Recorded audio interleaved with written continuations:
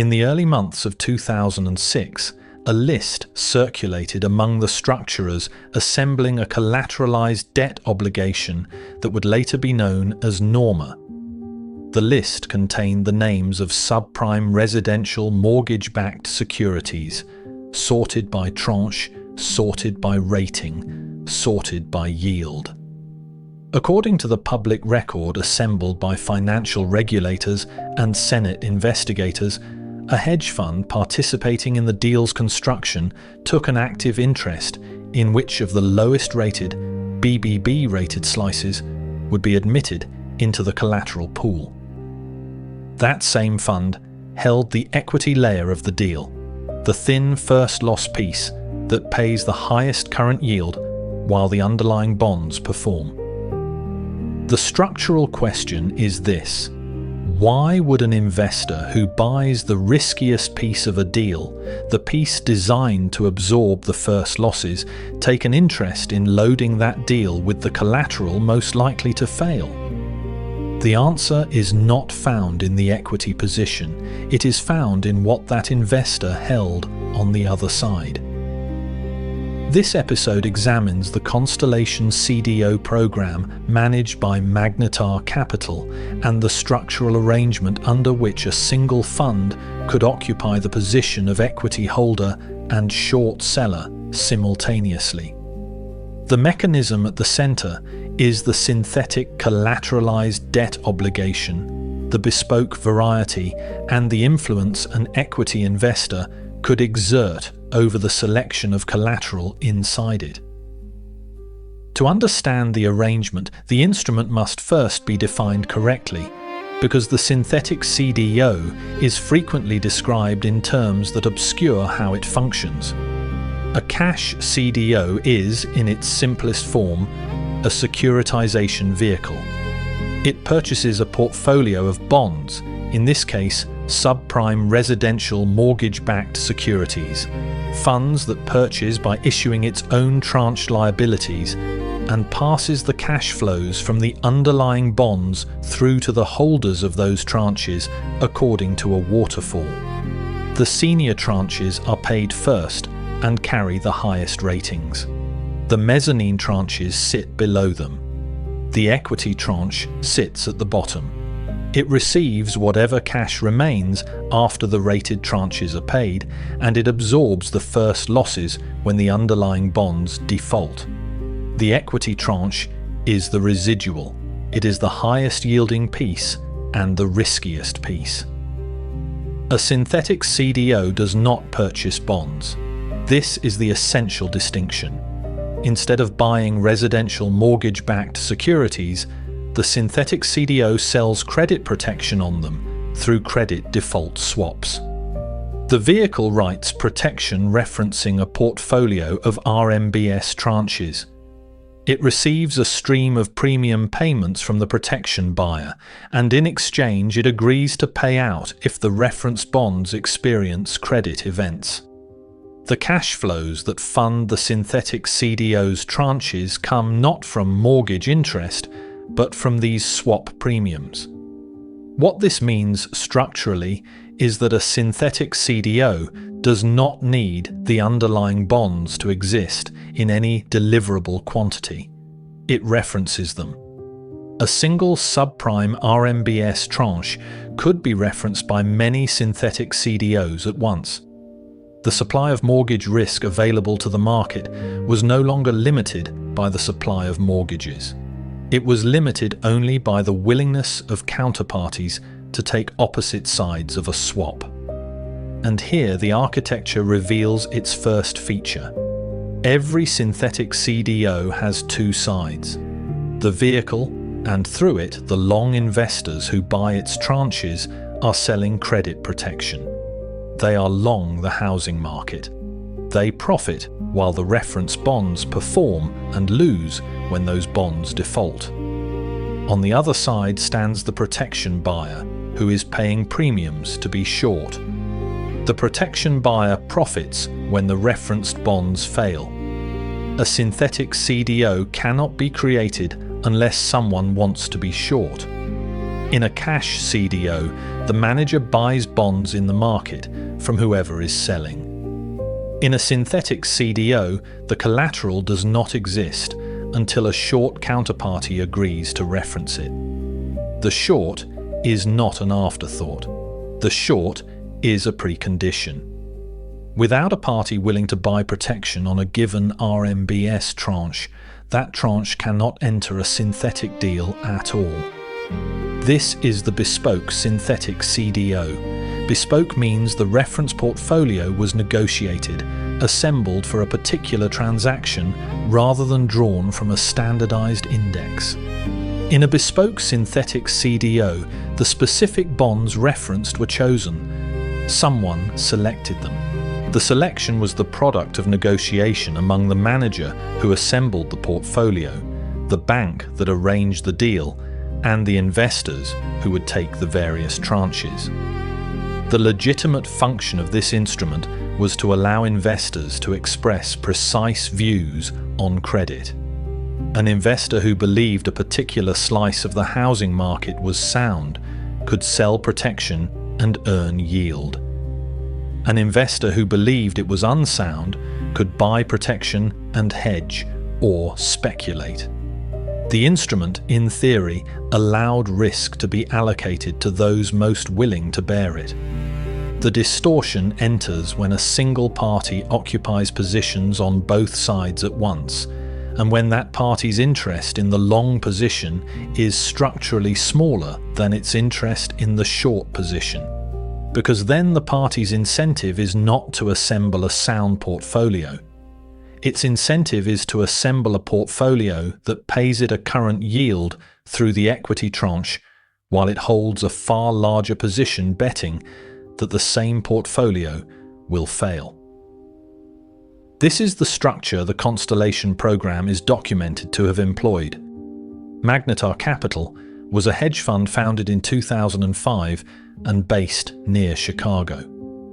According to the public record, including subsequent enforcement actions brought by the Securities and Exchange Commission against the banks and managers that constructed these deals, Magnetar took positions in a series of mortgage-backed CDOs assembled between 2006 and 2007. The deals were given names drawn from constellations and stars: Norma, Orion. Others followed. The program is documented to have touched on the order of 26 CDOs with an aggregate notional value in the tens of billions of dollars.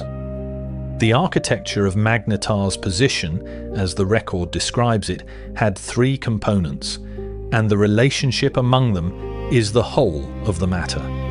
Component 1. Magnetar purchased the equity tranche of the CDOs. The equity tranche, again, is the first loss residual. It is also the highest current yielding piece. While the deal performs, the equity holder receives substantial cash distributions. The equity tranche is also, crucially, the piece that no one else wants to buy. A CDO cannot be sold to investors unless the equity is placed, because the equity absorbs the first losses that protect the rated tranches above. Without an equity buyer, there is no deal. By purchasing the equity, Magnetar performed an enabling function.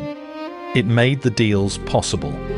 Arrangers needed equity buyers, and equity buyers were scarce, particularly for deals assembled from the lowest-rated subprime collateral. Component 2. Magnetar simultaneously held short positions.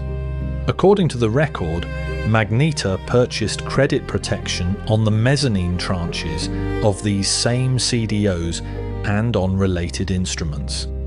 It bought protection on tranches that would be wiped out if the underlying subprime collateral deteriorated. These short positions were larger in economic terms than the equity position. The equity paid out while the deal performed. The shorts paid out, and paid out far more when the deal collapsed. Component 3. The relationship between the two. The equity position generated a steady yield that financed the cost of carrying the shorts. Holding credit protection requires paying premiums. The premiums are a drain. The equity distributions, while they lasted, offset that drain. And the structural feature that makes the arrangement coherent is this: the worse the collateral, the higher the yield on the equity, because riskier bonds pay more. So the equity holder, who also held the larger short, had an incentive aligned in a single direction. Riskier collateral meant a higher current yield on the equity, which financed the shorts, and a higher probability that the shorts would pay out in full. The record establishes that Magnetar communicated preferences about collateral selection to the managers and arrangers of these deals. In the enforcement actions that followed, the Commission found that arranging banks and managers selected collateral with input from the party holding the short position, and that this fact was not disclosed to the long investors who bought the senior and mezzanine tranches. Consider what the long investors believed they were buying: a senior tranche of a mezzanine CDO, rated investment grade, sometimes rated AAA by the rating agencies, marketed as a diversified pool of mortgage exposure, selected by an independent collateral manager whose interests aligned with those of the investors. The collateral manager was paid to assemble a portfolio that would perform. That was the represented arrangement. What the record describes instead is a portfolio in whose construction a short-biased equity holder participated. The party with the largest economic interest in the failure of the collateral had a hand in choosing the collateral, and the long investors were not told. Step 1 in the architecture. Magnetar agrees to purchase equity, enabling a deal that could not otherwise be placed. Step 2. Collateral is selected for the deal, with the riskiest available BBB-rated subprime tranches favoured because they pay the highest equity yield. Step 3. Magnetar holds short positions on the mezzanine tranches of the same deal, larger than its equity stake. Step 4. While the housing market holds, the equity pays, financing the shorts. Step 5. When the subprime collateral deteriorates, the equity is wiped out first, a known and accepted outcome, and the shorts pay out a multiple of what the equity cost. The first loss position is a sunk cost in service of the larger bet. This is the synthetic CDO Bespoke, deployed by a party that was, in the words of the cold open, simultaneously the buyer of the lottery ticket and a hand on the wheel choosing the numbers. The natural question is how a structure this asymmetric could be assembled repeatedly across more than 24 deals without the long investors or the gatekeepers recognizing what they faced. The answer lies in the detection failure, and the detection failure is not a story of incompetence. It is a story of how the verification chain was constructed to verify the wrong things. Begin with the collateral manager. Each of these CDOs was assembled by a nominally independent manager whose job, as represented to investors, was to select collateral in the interest of the deal.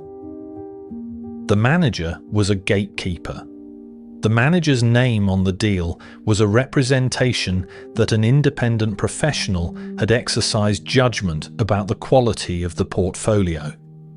But the manager operated under a set of economic incentives that the record makes clear. Managers were paid fees based on the deals they brought to market. A manager who refused to assemble deals would earn no fees.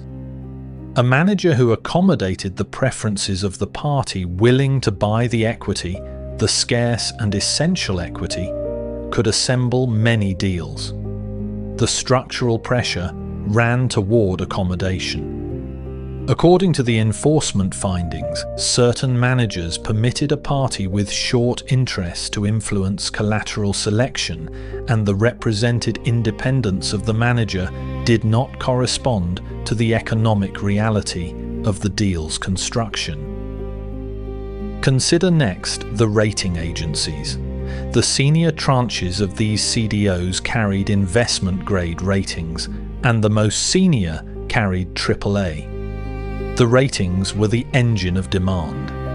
Institutional investors who could not have purchased a basket of BBB-rated subprime bonds directly could purchase a AAA-rated tranche of a CDO assembled from those same bonds. The rating performed an alchemy.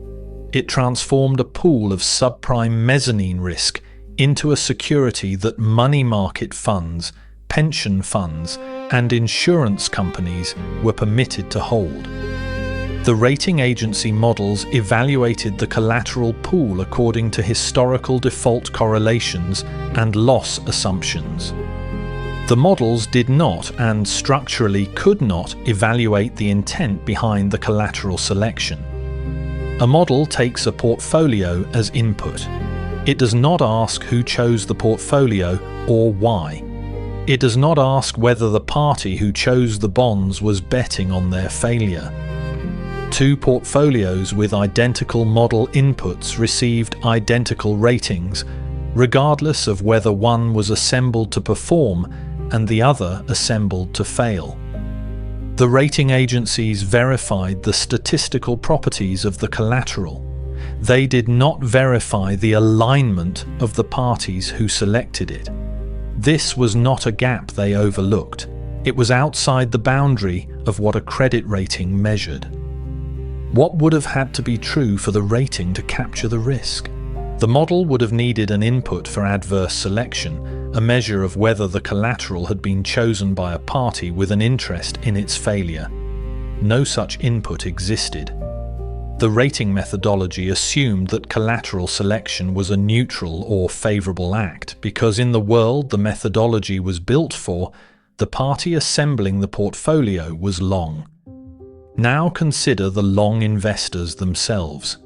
The buyers of the senior and mezzanine tranches were, in many cases, sophisticated institutions. They had access to the offering documents. Why did they not see the structure?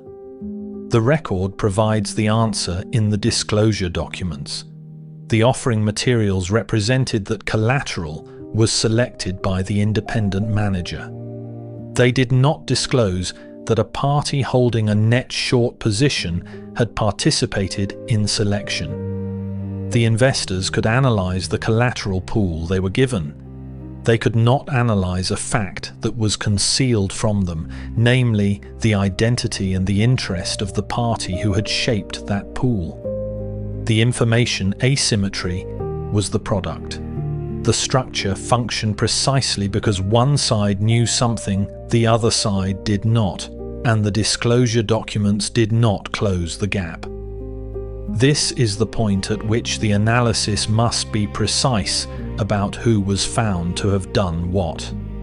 The Securities and Exchange Commission did not charge Magnetar with fraud in connection with the Constellation program.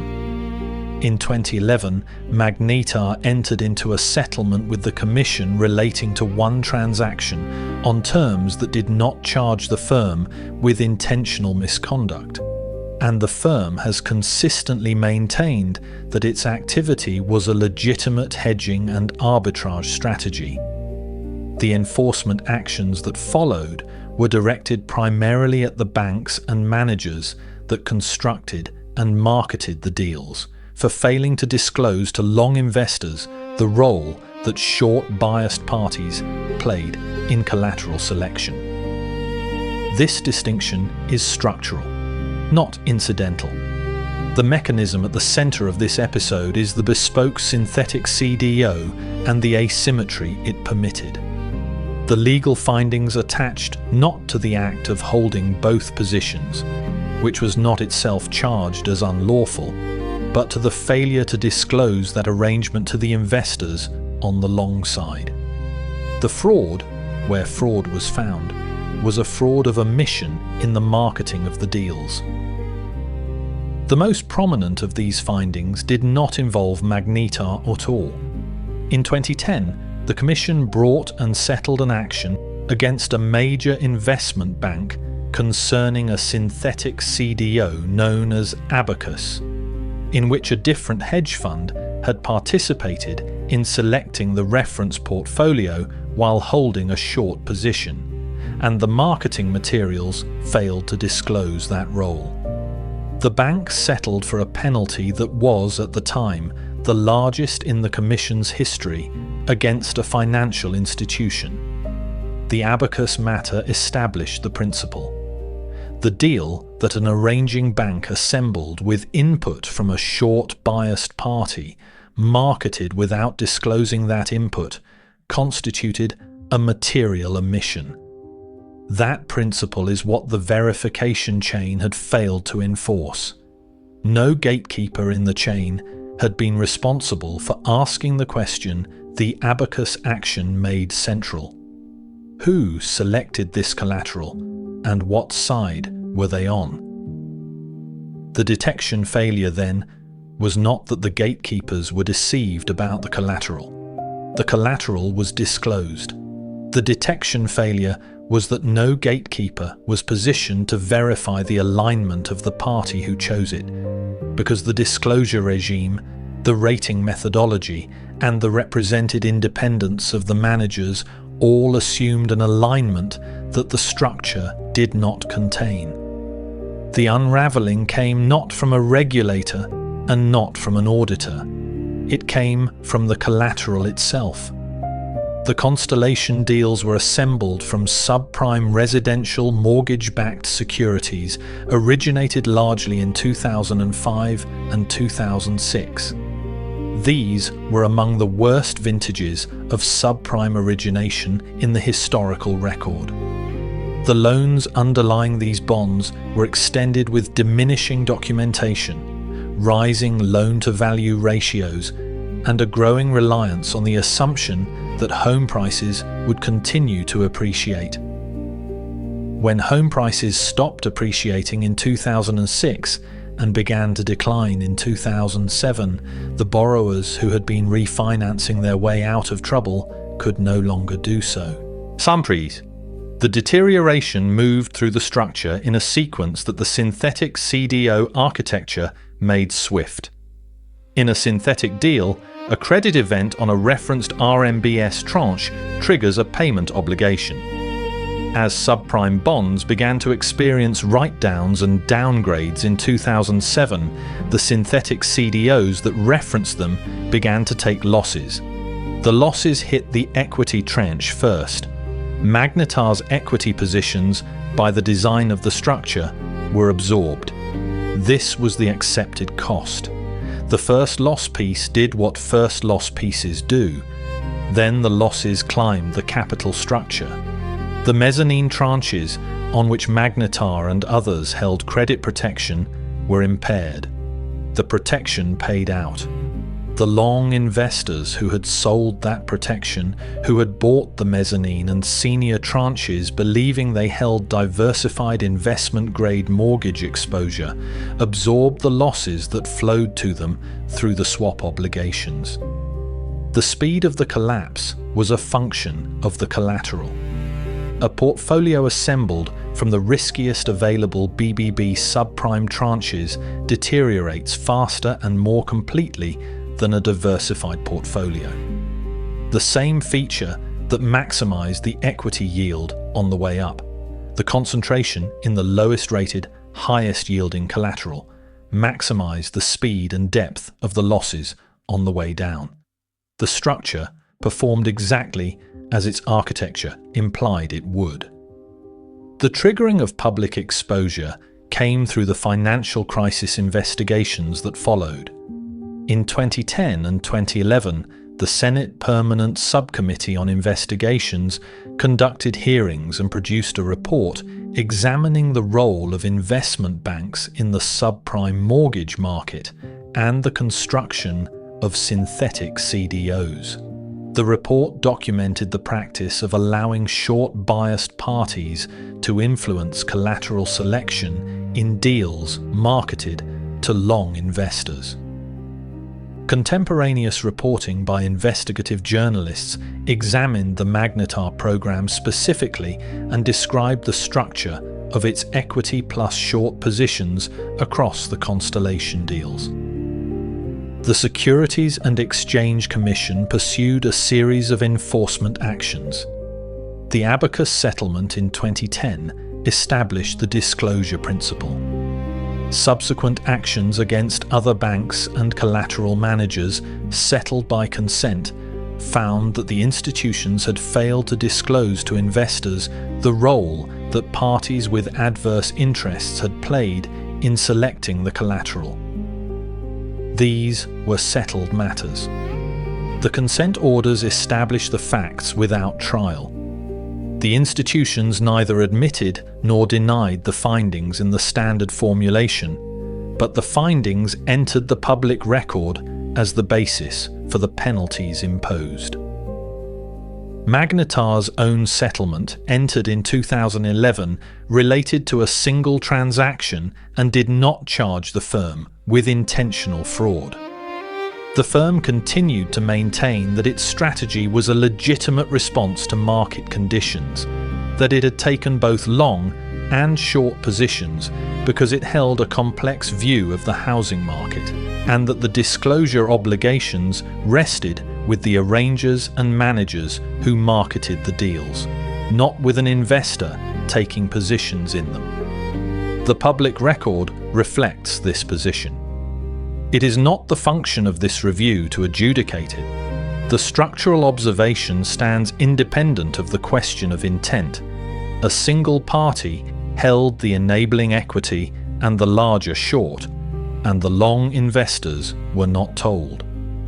What collapsed in the end was not merely the deals. What collapsed was the premise on which the synthetic CDO market had operated. The premise that the party assembling a portfolio of credit risk was, by default, aligned with the investors taking that risk. The Constellation program and the Abacus matter demonstrated that this premise was false. The party assembling the portfolio could be the party betting against it. And once that was established, the entire apparatus of ratings and managed independence that had supported the market was revealed to have measured something other than what investors needed to know. The findings of this case are structural, and they are specific. First, a synthetic CDO requires a short. This is not a market imperfection. It is the defining feature of the instrument. Every synthetic CDO that was ever created existed because some party wanted to be short the referenced collateral. The long investors who bought these deals were, by the nature of the instrument, taking the opposite side of a bet that someone had specifically wanted to place. The question of who that someone was and what they knew was material to every such deal. The disclosure regime, as it stood, did not require that question to be answered. Second, the equity tranche of a CDO performs an enabling function disproportionate to its size. Because the deal cannot be placed without an equity buyer, the party willing to buy the equity holds leverage over the deal's construction far exceeding its capital contribution. A small equity position purchased the ability to influence a far larger structure. The record establishes that this leverage was exercised, and that it was exercised by parties whose larger economic interest lay in the failure of the structure they were helping to build. Third, the rating of a structured product measures the statistical properties of a collateral pool and not the alignment of the parties who assembled it. This was always true. The crisis revealed that it mattered. A AAA rating on a synthetic CDO tranche certified the model's view of default correlation. It certified nothing about whether the collateral had been selected adversely. Investors who treated the rating as a comprehensive judgment of the security's risk were relying on it for a purpose it was never built to serve. As a direct result of these matters, the regulatory and market response was specific. The Dodd-Frank Act, enacted in 2010, included provisions addressing conflicts of interest in asset-backed securitizations, restricting parties who assembled certain securitizations from taking positions that would profit from their failure within a defined period. Disclosure requirements for asset-backed securities were expanded. The Volcker Rule restricted the proprietary positions that banking entities could hold. The synthetic CDO market, as it had existed in 2006 and 2007, did not return. The instrument did not survive the demonstration of what it could be made to do. The Constellation program established, as a matter of public record, that the architecture of the bespoke synthetic CDO permitted a single party to occupy both sides of a credit bet, to influence the collateral that determined the outcome, and to do so without disclosure to the investors on the long side. Whether that occupation constituted fraud was answered differently for different parties by the enforcement actions that followed. The structural fact does not depend on that answer. The instrument allowed the alignment between the assembler of risk and the bearer of risk to be severed. The market had been built on the assumption that the two were the same. They were not. This was the finding. The mechanism was the bespoke synthetic CDO. The asymmetry was the equity holder who held the larger short. And the verification chain failed because no link in it was responsible for asking which way the architect was betting.